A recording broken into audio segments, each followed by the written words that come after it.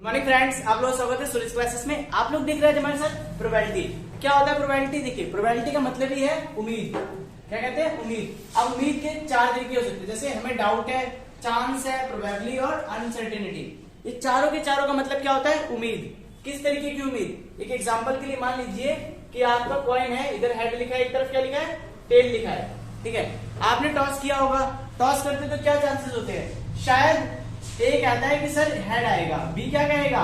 B कहता है sir tell आएगा। तो दोनों को क्या है? उम्मीद है। किस चीज की उम्मीद है? देखिए, जब दोनों को क्या हो जाती है? उम्मीद हो जाती है, उम्मीद जुड़ जाती है किसी भी चीज की, तो क्या कहते हैं? प्रोबेबिलिटी की शुरुआत वहां से हो जाती है। जब हमें किसी तरीके का डाउट है, जैसे कि एग्जांपल के लिए बारिश होगी या नहीं होगी, तो बारिश होगी या नहीं होगी ये क्या है? हमारे मन में डाउट है, शंका है, मतलब ये क्या है? प्रोबेबिलिटी है। मान लो आपने मैच में बैटिंग करी, मतलब पैसा लगाया, और आपको चांस है, उम्मीद है शायद आप जीतोगे, शायद आप हारोगे। आप पेपर देते हो तो दो बार चांस होते हैं। कौन कौन से? एक पास और एक फेल। ये भी चांस है कि नहीं है? तो ये भी क्या है? प्रोबेबिलिटी है। अगर मान लो किसी चीज के होने की कुछ संभावना है, एक एग्जांपल के लिए, भाई मैं अच्छा पढ़ूंगा तो शायद मेरा सिलेक्शन हो जाए। शायद, अभी भी क्या है? शायद है। जब शायद वर्ड आ रहा है तो ये क्या है? ये भी कह रहा है मे बी। जैसे इंग्लिश में यूज करते हैं शायद, प्रोबेबिलिटी का मतलब क्या होता है? May be. शायद बारिश हो, शायद मैं पास हो जाऊं, शायद मेरे अच्छे मार्क्स आ जाए। तो उम्मीद है ना, उम्मीद है, प्रोबेबिलिटी है, तो क्या है? हम ये कह सकते हैं प्रोबेबिलिटी का पार्ट है। अनसर्टेनिटी, अनिश्चित चीजें। अनिश्चित चीजें क्या है? जैसे देखिए एक एग्जांपल के लिए, अब भाई हम आज बड़े हुए, क्या पता आज कुछ घटना घट जाए। ठीक है, क्या पता आज ही मेरी जॉब लग जाए, ये फिक्स तो नहीं है ना। अनसर्टेन, क्या हमें पता है कल हम होंगे? क्या पता हमें पता है कि कल हम पास हो पाएंगे? कोई चीज फिक्स है? सिर्फ एक चीज फिक्स है, क्या? डेथ। डेथ तो सबको आनी है, और बाकी सारी चीजें सब क्या है? अनसर्टेन है। एक एग्जांपल के लिए, जैसे हम आज कॉलेज गए, क्या पता हम कल आए या ना आए। आज हम पढ़ रहे हैं, क्या पता हम कल पढ़े या ना पढ़े। आज हमारी जॉब लग गई, क्या पता कल जॉब हट जाए। जैसे कोरोना भी खत्म हो चुका है, बहुत कम हो गया है, क्या पता फिर से बढ़ जाए, क्या पता ना बढ़े। ठीक है, तो ये सारी क्या है? अनिश्चित है। अनिश्चित मतलब अनसर्टेन। देखिए, इनका मीनिंग समझ लीजिए बस। कोई भी अगर ऐसी सिचुएशन आ जाती है तो आपको ध्यान रखना है, वहां पर प्रोबेबिलिटी का होना आवश्यक है। प्रोबेबिलिटी मतलब, फिर हम वहां पर शुरू करेंगे प्रोबेबिलिटी के कॉन्सेप्ट को। एक एग्जांपल के लिए अब हम शुरू करते हैं किस तरीके से। मान लीजिए आपसे किसी ने पूछा कि कल आप आओगे या नहीं, तो मैंने देखा मेरे पास कितने ऑप्शन है। ऑप्शन क्या है? आने का हाँ, और दूसरा ऑप्शन क्या है मेरे पास? नो। ये पहला यस है, दूसरा क्या है? नो है। तो टोटल ऑप्शन कितने हो गए? सर टोटल ऑप्शन तो दो है हमारे पास। ठीक है, अगर आपसे पूछता है यस का कितना चांस है, तो मैंने कहा यस का तो एक ही चांस है ना, दो में से। और आपसे पूछता है नो का क्या चांस है, तो नो का भी क्या है? 1/2 ही है। इसका मतलब क्या है सर? आपकी प्रोबेबिलिटी निकल गई, आने का क्या हो गया और नहीं आने का क्या हो गया। ठीक है, और सबसे बड़ी बात, प्रोबेबिलिटी का जब सम करोगे तो प्रोबेबिलिटी का सम हमेशा 1 के बराबर आता है। सर 1 के क्यों बराबर आता है? किसी भी चीज की होने की एक ही तो चीज होती है। जैसे एग्जांपल, मैं पास होऊंगा, तो चीज कितनी है? 1 है। ठीक है, अभी मैंने आपको इसको दिखाया कि आपके पास दो ऑप्शन है, कौन कौन सा? यस और नो। ठीक है, बट आपके पास यस और नो को जब मिलाओगे, यस प्लस नो क्या बन जाएगा? 2/2 कट के क्या आ गया? 1। मतलब उम्मीद किसकी होती है? एक ही होती है।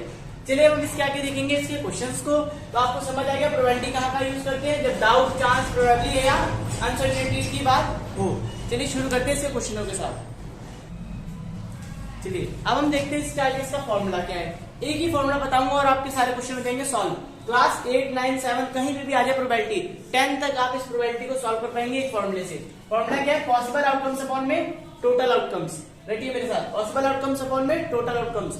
मतलब पॉसिबल का मतलब क्या होता है सर?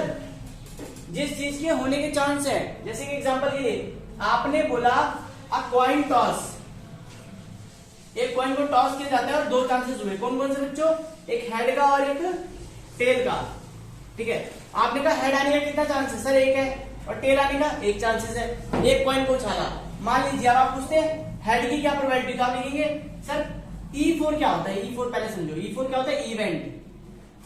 P4 प्रोबेबिलिटी, किसी भी चीज के, किसी भी प्रोबेबिलिटी, किसी भी इवेंट के होने की संभावना। चलिए देखते हैं हेड आने की प्रोबेबिलिटी क्या बनेगी? सर हेड आने की प्रोबेबिलिटी बनेगी 1, क्योंकि पॉसिबल कितने चांसेस है हेड आने के, 1 है। और नीचे क्या आएगा, टोटल आउटकम्स, टोटल कितने ऑप्शन है, 2 है। अब आपसे पूछे कोई टेल आने की प्रोबेबिलिटी क्या है, तो आप लिखेंगे हेड की ये हो गई सर, और टेल की बन जाएगी, देखिए हेड नहीं है तो टेल की क्या बन जाएगी 1/2।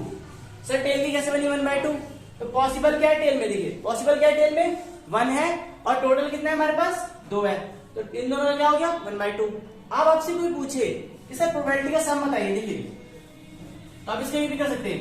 यहां तक तो आपने प्रोबेबिलिटी निकाल दी, लेकिन आपसे कोई बोले चेक करिए, तो देखिए चेक कैसे करेंगे, तो आप लिखेंगे पॉसिबल आउटकम्स और नॉट पॉसिबल, मतलब हेड की प्रोबेबिलिटी होगी 1/2 और टेल की 1/2।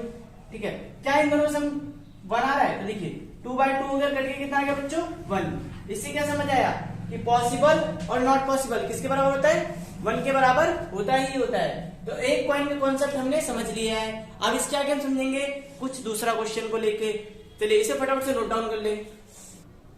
चलिए देखिए, अब मैंने एक क्वेश्चन लिया आपको समझाने के लिए, इससे भी आसान कि मान लो एक बॉक्स में बोलते 5 ब्लैक है 3 ऑरेंज बॉल्स है। ठीक है, तो हमने कैसे लिया बॉक्स और इसमें बॉलें पड़ी हुई है, मुझे नहीं पता कितनी बॉलें हैं, पर मुझे समझ आया 5 ब्लैक हो गई और 3 क्या हो गई ऑरेंज हो गई, तो टोटल बॉलें कितनी होगी बच्चों। अगर आपसे बोलते हैं प्रोबेबिलिटी निकालो ब्लैक बॉल की, क्या बोलते हैं प्रोबेबिलिटी निकालो ब्लैक बॉल की, ध्यान सुने मेरी बात को। आप बताइए ब्लैक प्रोबेबिलिटी पूछा ब्लैक का पहला पार्ट, दूसरा पूछा ऑरेंज का। देखिए याद अगर ऐसे क्वेश्चन आते तो क्या करना है, आपको लिखना है प्रोबेबिलिटी निकालनी है ब्लैक की, तो लिखिए ब्लैक बॉल्स कितनी है, पहले देखिए ब्लैक बॉल्स, जो ब्लैक बॉल्स हो गई 5, टोटल बॉल कितनी होगी बच्चों,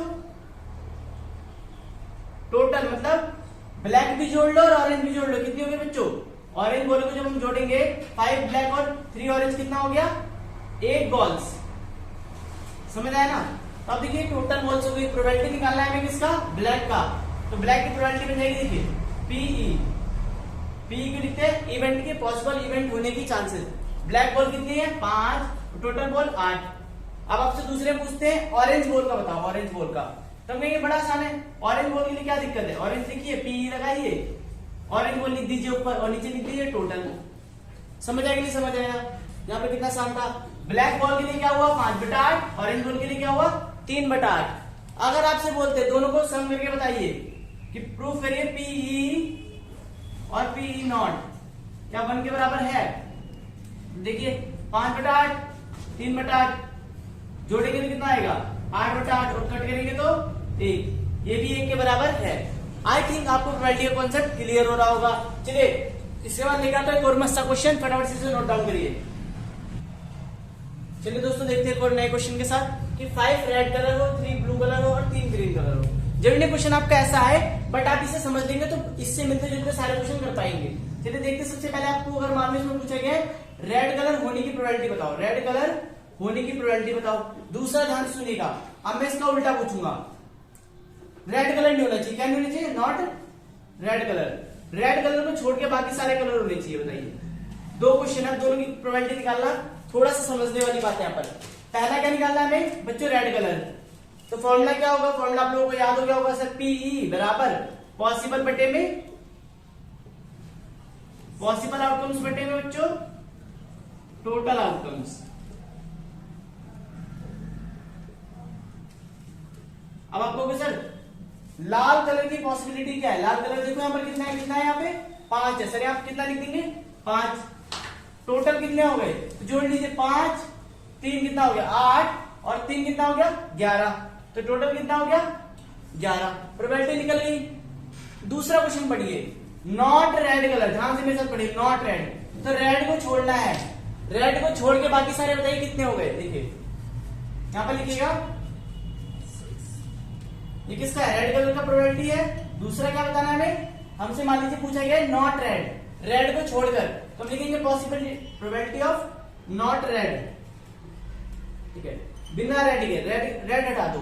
तो बच्चों ध्यान से देखिए, हमारे बच्चे गलती क्या करते हैं, रेड को हटाते समय ध्यान नहीं देते कि क्या क्या जोड़ना है। तो सर अगर लाल को हटाते तो क्या बचेगा, 3 ब्लू और 3 ग्रीन, 3 3 कितना हो गया 6 ऊपर आ जाएगा, नीचे क्या आ जाएगा बच्चों 11, ठीक है। अब हमने देखा लाल का होना और लाल का नहीं होना, क्या इन दोनों को जोड़ के बना रहा है?